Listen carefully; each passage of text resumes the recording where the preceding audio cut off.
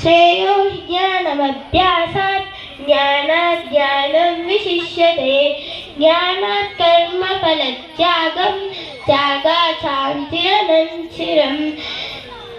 धन्यवादः।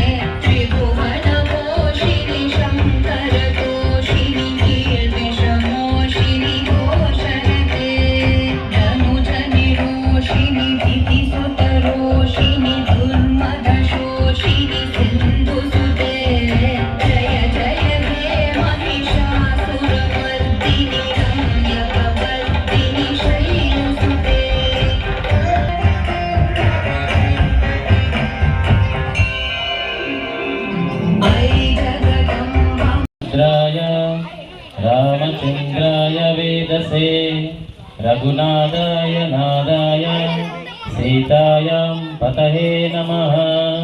ज्ञान गुण सागर जय कपीशति लोक उजागर रामदूत अतुलित बलधामा अंजनी पुत्र पवन सुत नामा महावीर विक्रम बजरंगी कुमति निवार सुमति के संगी कांचन वरण विराज सुवेशा कानन कुंडल कुंचित केशा हाथ वज्र और ध्वजा विराजे कांधे मूंज जनेऊ साजे शंकर सुवन केसरी नंदन तेज प्रताप महाजगवंदन विद्यावान गुणीयति चातुर राम काज करिवे को आतुर प्रभु चरित्र सुनिवे को रसिया राम लखन सीता मन बसिया सूक्ष्म रूप धरि सियहि दिखावा विकट रूप धरि लंक जरावा भीम रूप धरि असुर संहारे रामचंद्र के काज संहारे लाय सजीवन लखन जियाए श्री रघुवीर हर्षि उर लाए रघुपति ही बहुत बड़ाई कहा भरत सम तुम प्रिय भाई सहस वदन तुम्हारो यश गावै अस कहि श्रीपति कंठ लगावै सनकादिक ब्रह्मादि मुनीषा नारद सारद सहित अहीशा यज कुबेर दिक्पाल जहाँ पे कभी कोविद कहि सके कहाँ पे तुम उपकार सुग्रीव ही किन्हा राम विहाय राजपद दीन्हा तुमरो मंत्र विभीषण माना लंकेश्वर भय सब जग जाना युग सहस्र योजन पर भानु लियो ताहि मधुर फल जानु प्रभु मुद्रिका मेलि मुख माहि जलति लांघि गए अचर जनाहि दुर्गम काज जगति के जेते सुगमानुग्रह जय श्रीराम తన లక్షణముగా మనస్సు మాట పని ఒకటిగా బ్రతికిన ఏకైక మానవుడు శ్రీరామచంద్ర ప్రభువు. జై శ్రీరామ్. జై శ్రీరామ్. ప్రపంచంలో నేను ఒక మంచి మనిషిగా బ్రతకాలని ఎవరైనా అనుకుంటే వాళ్లకు ఆదర్శం ఎవరండి? శ్రీరాముడు. ఒక మంచి గృహిణిగా, ఒక మంచి రాణిగా, ఒక మంచి స్త్రీగా ఉండాలనుకుంటే ఆదర్శం ఎవరండి? సీతమ్మ తల్లి. ఇది సీతారాముల యొక్క వైభవోపేతమైనటువంటి మానవ ధార్మిక జీవనం. అది నిరూపణ చేసిన కథ ఏమిటి?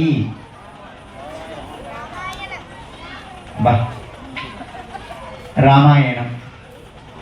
అమ్మ, రామాయణం ఎవరన్నా చదివిన వాళ్ళు, మిమ్మల్ని అవమానం చేయడం మా ఉద్దేశం కాదు, కానీ రామాయణం చదివిన వాళ్ళు చేయలేపండి ప్లీజ్.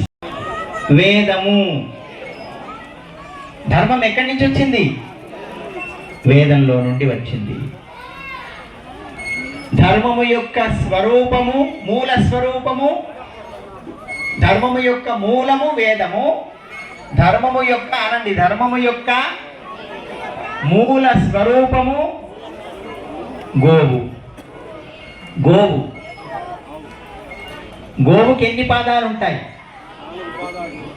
పవిత్ర నామము పట్టి నారదుడు పాప గోయికిడ పెరిగే వాల్మీకి పావన ఋషిగా అజుని వరంబుతో అంది రామ కథ అందించెను అదే ఆది కావ్యము. రామచరితము వినరండి మోక్షమిదేయని కనరండి. అందరూ రామచరితము వినరండి మోక్షమిదేయని కనరండి. సురల ఆపదలు సర్వము వాపగ సాగెను విష్ణువే శ్రీరాములుగా. శేషుడి లక్ష్మణ శంఖ చక్రములు చేరే భరతుడును శత్రుఘ్నులుగా. సిరుల శ్రీలక్ష్మి సీతయై రాగ సురలు వానర స్వరూపులైరి. దశరథ జనకుల దండి భాగ్యమిది ధరణి జనులకును ధర్మపు పంట. దశరథ జనకుల దండి భాగ్యమిది ధరణి జనులకును ధర్మపు పంట. రామచరితము వినరండి మోక్షమిదేయని కనరండి. అంత గట్టిగా రామచరితము వినరండి మోక్షమిదేయని కనరండి. మోక్షమిదేయని కనరండి, మోక్షమిదేయని కనరండి. జై బోల్ సీతారామచంద్ర భగవాన్ కి, సీతామాయి కి, పవన సుత వీర హనుమాన్ కి, భారత్ మాతా కి. ఈ పంచయజ్ఞాలు అంటే ఒకటి బ్రహ్మయజ్ఞం. బ్రహ్మయజ్ఞం అంటే ఏంటంటే ఈ మన వేదాలు, ఉపనిషత్తులు, ఈ భగవద్గీత, రామాయణ కావ్యాలు ఇవన్నీ మనం చదవాలా. చదివితే అదొక యజ్ఞం అనమాట.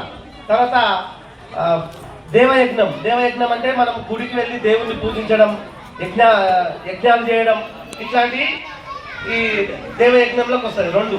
మూడోది పితృయజ్ఞం. పితృయజ్ఞం అంటే మన మాతాపితరులను సంరక్షించడం. ఒకవేళ మాతాపితరులు చనిపోతే వాళ్ళకు కర్మకాండలు చేయడం, ఇది పితృయజ్ఞానికి వస్తుంది. తర్వాత అది మన భూతయజ్ఞం. భూతయజ్ఞం అంటే ఏంటంటే మన జంతువులకు, నోరు లేని మూగ జంతువులకు, తర్వాత జంతువులకు అన్నం పెట్టడం అనమాట. అన్నం పెట్టడం అంటే మనము ఇప్పుడు చిన్న జంతువులు ఉంటాయి కదా, వాటన్నిటికీ అన్నం పెడితే అది కూడా యజ్ఞం అవుతుంది. తర్వాత అతిథి యజ్ఞం. ఎవరైనా అతిథులు బీదవారు ఉంటే వాళ్ళకు దానం చేయాలన్నమాట. ఈ 5 యజ్ఞాలు పంచయజ్ఞాలు చేస్తే మనం వాడుకున్న ఈ గాలి నీరు ఇవన్నీ వాడుకుంటున్నందుకు మనం పన్ను కట్టినట్టు అవుతుంది. ఒకవేళ ఇవన్నీ నేను చెయ్యను అని ఎవడన్నా ఊరుకుండా అనుకో, వానికి ఉన్న సంపద, వాని చదువు, వాని విజ్ఞానం అన్నీ క్రమంగా నశించిపోతాయి.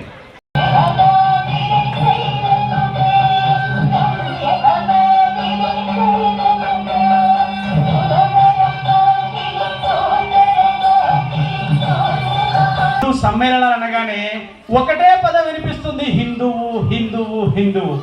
ఎవరికన్నా అనిపించిందా అండి ఈ పేరు ఎందుకు పెట్టి ఉంటారని?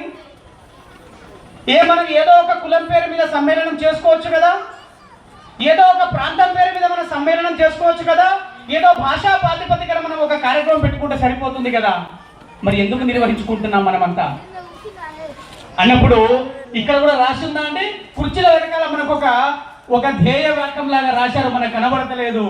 ఏమని చెప్పారంటే, గడప లోపలే కులము, గడప దాటితే హిందువులం ప్రియ బంధువులం అన్నారు.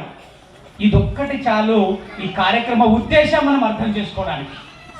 మన ఇంట్లో మన కులం ఏదైనా అయి ఉండొచ్చు కాక, మన ఇంట్లో మనము పూజ ఏదైనా చేస్తుండొచ్చు కాక, మన ఇంట్లో ఎలాంటి ఆహారమైనా భుజిస్తుండొచ్చు కాక, కానీ ఒకసారి గడప దాటామా మనం సమాజంలో భాగం.